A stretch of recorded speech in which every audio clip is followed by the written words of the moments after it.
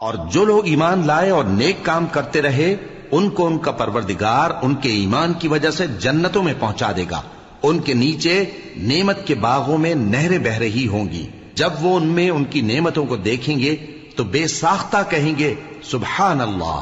اور آپس میں ان کی دعا سلام علیکم ہوگی، اور ان کا آخری قول یہ ہوگا کہ اللہ رب العالمین کی حمد اور اس کا شکر ہے۔ اور اگر اللہ لوگوں کی برائی میں جلدی کرتا جس طرح وہ طلب خیر میں جلدی کرتے ہیں تو ان کی عمر کی میعاد پوری ہو چکی ہوتی۔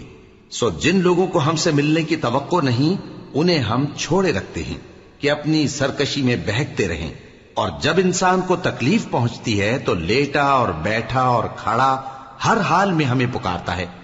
پھر جب ہم اس تکلیف کو اس سے دور کر دیتے ہیں تو بے لحاظ ہو جاتا اور اس طرح گزر جاتا ہے کہ گویا کسی تکلیف کے پہنچنے پر ہمیں کبھی پکارا ہی نہ تھا۔